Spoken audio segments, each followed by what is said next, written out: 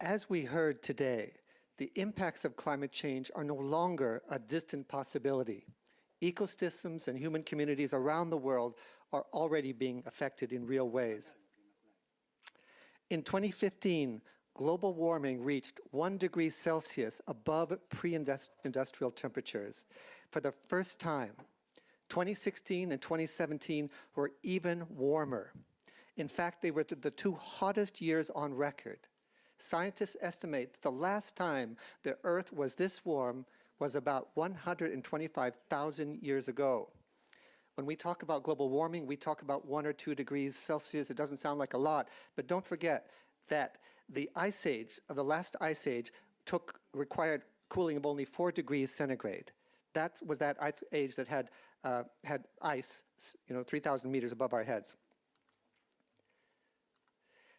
And as we've heard already, extreme weather events. 2017 saw unusually frequent Atlantic hurricanes, record high temperatures in Europe, Africa, South Africa, Russia, and China.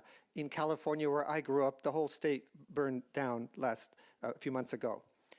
In terms of food insecurity, the temperatures, the water stress, the weather extremes already create extreme challenges for farmers. And in terms of ecosystem degradation, recent reports show that climate change will be the fastest growing cause of species lost in the Americas, in Africa, in Asia, having devastating impacts. Perhaps even more important is what we're seeing today, climate migration. Between 2008 and 2015, an average of 26 million people were displaced each year by climate change or weather-related disaster. 26 million people per year. The droughts, the sea level rise, all of these are pushing people from their homes. And tragically, as we've heard today, the impacts of climate change will not be felt evenly around the world. As is often the case, it is the poor and marginalized sectors of humanity that will feel the worst effects, and they've played the smallest role in creating this problem. The impacts, regardless of the action we take, scientists predict that we are locked into more warming between 1.5 and 2 degrees based on the greenhouse gases that are already in the atmosphere.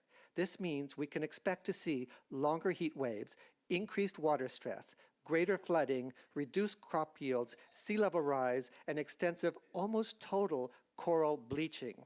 And the scenarios laid out in this slide represent our best case scenarios given our current emission pathways. Not a pretty sight. We hear a lot about the Paris Agreement, but you might be wondering what governments have been doing about climate change before 2015. After all, we've known about climate change for more than 150 years, and world leaders have been engaging with the Convention on Climate Change since the 1990s.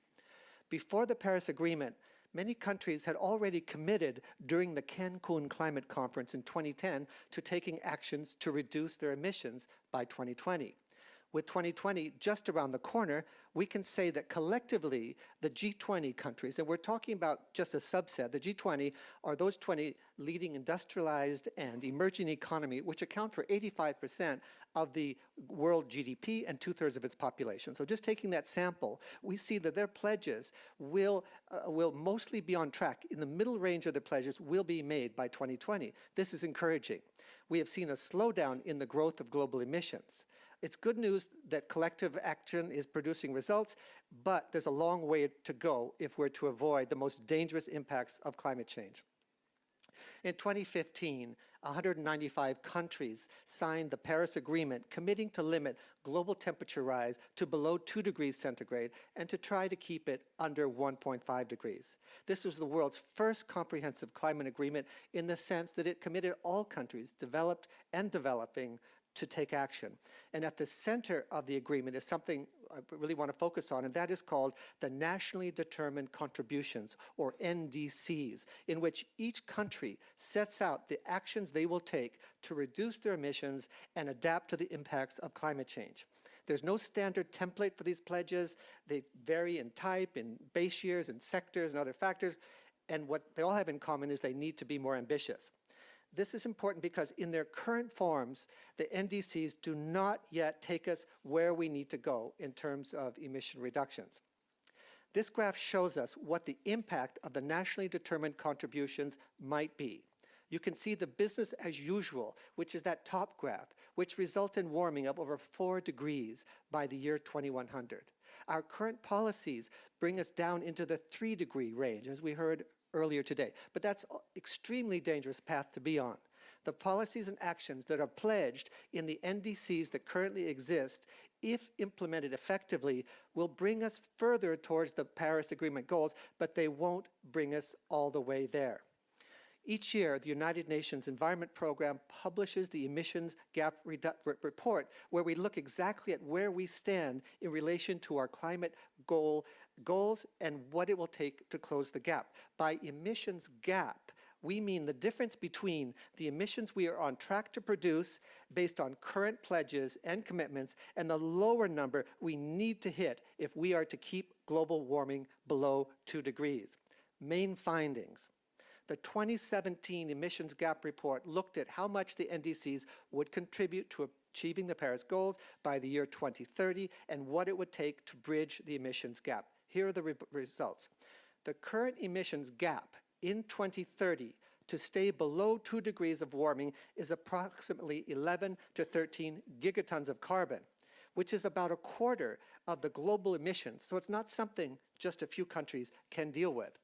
The path we are currently on, even with full NDC implementation, will lead us to increase of 3 to 3.2 degrees by 2100.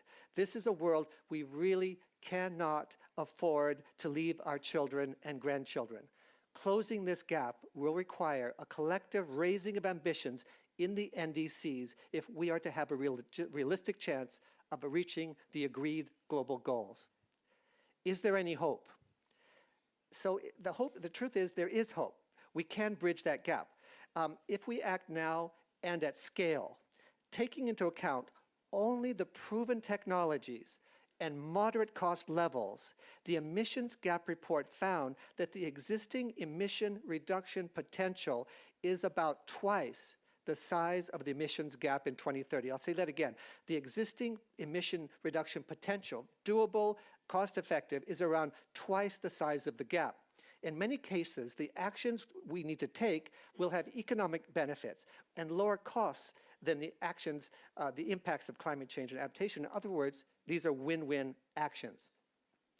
The actions that are needed have a whole host of secondary benefits, like green jobs, preserving our rainforests and the biodiversity they harbor, even creating more livable cities, cleaner water and air, improved health, etc. Most of the potential to reduce emissions lies in 6 key areas: energy, industry, forests, transport, agriculture, and buildings.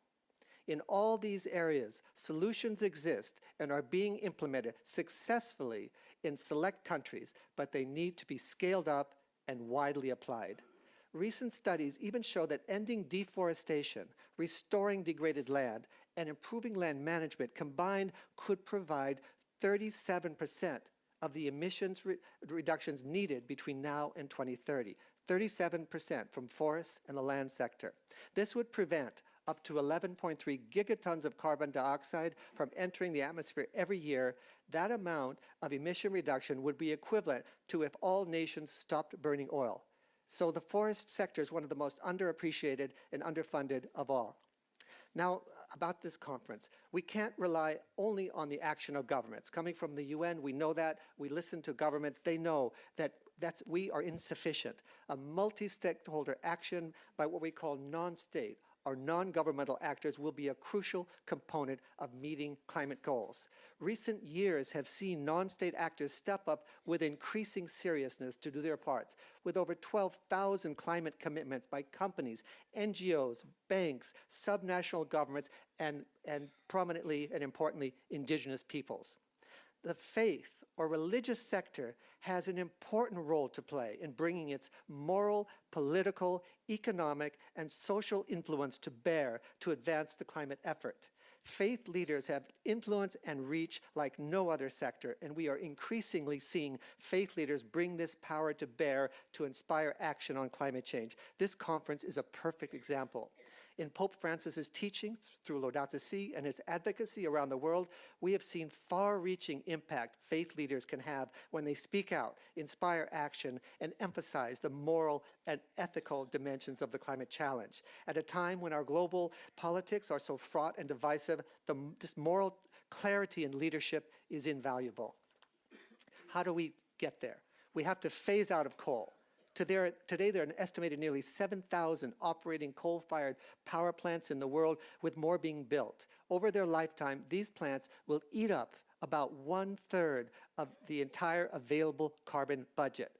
Banks and insurance companies are increasingly divesting from coal companies and shifting away from fossil fuels. Religious groups are doing the same. It's now time for governments to follow suit and end fossil fuel subsidies and instead allocate those resources to solutions that provide jobs, improve air quality, and maintain the ecological foundation of our economies. We have to stop paying the polluters. Forests. Carbon capture and storage can play an immediate role in removing greenhouse gases from the atmosphere. Technological options are still being developed, but let's remember that we already have a safe, cheap, and proven technology for carbon capture and storage in the form of the world's forests.